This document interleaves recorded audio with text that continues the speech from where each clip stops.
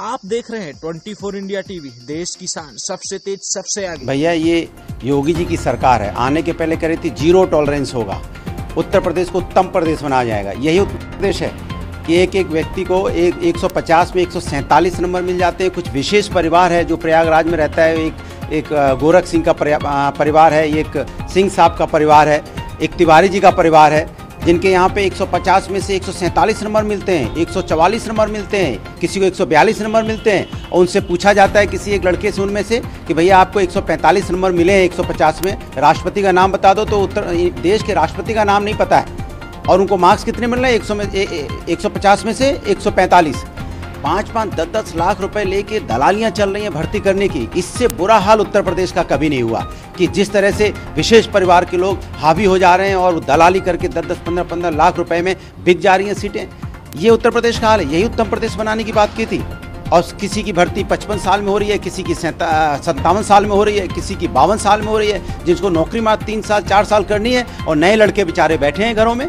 ये इससे ज़्यादा दुर्भाग्य की बात उत्तर प्रदेश के अंदर नहीं हो सकती। जो मुख्यमंत्री इतनी लंबी लंबी बातें क्या करते थे, आज वो धरातल पे सुन है, और इनकी जो टीम 11 है वो किसी काम की नहीं है, वो उत्तर प्रदेश को धरातल में ले जा रही है। तो बेसिक शिक्षा मंत्री ने आज अपने प्रेस कॉन्फ्रेंस ये सब मतलब प्रदेश सरकार इस कोरोना काल में लोगों को नौकरियां दे रही है और विपक्ष इस पर बार-बार सवाल उठा रही है। मैं उनसे पूछना चाहता हूँ 24 ऐसी नौकरियां हैं उत्तर प्रदेश के अंदर में जो आप भर्ती नहीं कर पा रहे हो, सब लंबित पड़ी हुई हैं। आप अपनी जिम्मेदारी से मत भागिए। 2018 में बीडीओ की आपने भर्ती निकाली थी जो अभी तक नहीं हुई। आपने 2018 में LT ग्रेड की जो टीचर्स की भर्ती निकाली थी वो अभी तक नहीं हुई।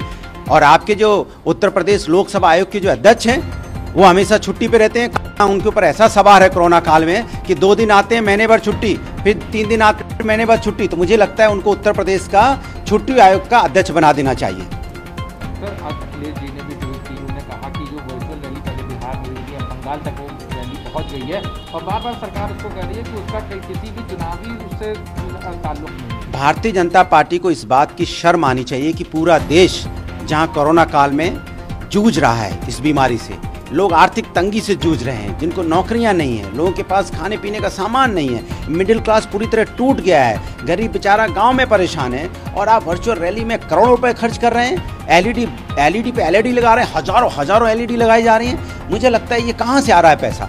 इसलिए मैं जानना चाहता हूँ कि गरीब की मदद करने की जरूरत है। अभी इलेक्शन की जरूरत नहीं है। इलेक्शन की रैली आप कर रहे हो, सत्ता पाने के लिए आपको ये भी नहीं दिखाई दे रहा है कि देश किस काल से गुजर रहा है। कम से कम सरकार को, जो भारतीय जनता पार्टी की सरकार है, उसके अंदर थोड़ी मानवता होनी चाहिए, संवेदनाएं होनी चाहिए, थोड़ी इंसानियत होनी चाहिए, इंसानियत धर्म की बात करनी चाहिए, तभी जाके ये देश संभल पाएगा। सर लगातार देश भर में कोरोना के केसेस बढ़ते जा रहे हैं, हर प्रदेश में काफ़ी बढ़ गए हैं। पर दिल्ली सरकार का पहले ये कहना कि वो खाली वहाँ के अरविंद केजरीवाल ने कहा कि दिल्ली के लोगों के सरकारी अस्पताल देंगे, दिल्ली लेफ्टिनेंट जनरल ने कहा कि नहीं वो सबके लिए है।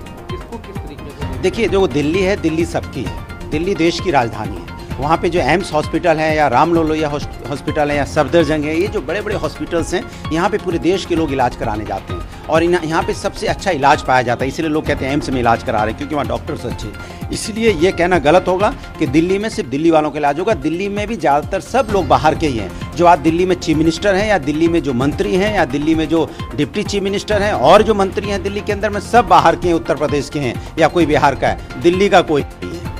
कोरोना के मामले को सुप्रीम कोर्ट ने 15 दिन का वक्त दिया है सरकारों को कि जो भी श्रमिक या प्रवासी हैं उनको उनके गंतव्य तक पहुंचाया जाए 15 दिन तक। देखिए, सुप्रीम कोर्ट तो बहुत दिनों से कह रहा है, अच्छी बात है कि सुप्रीम कोर्ट ने ये बात कही, लेकिन क्या सरकार आंख बंद कर सोती है? सरकार तो जनता के भले के वोट मांगती है। सरकार तो कहती है हम आएंगे, जनता को सुविधाएं देंगे, और जनता लाखों जनता रोड पे हजारों किलोमीटर चली, न जाने कितनों की मौत हो गई। क्या सरकार को इस बात की शर्म नहीं है कि क्या सरकार की 19,000 ट्रेनें खड़ी रही और मजदूर पैदल चल के मरता रहा? तो मुझे लगता है ये तो सरकार के संवेदनाएं होनी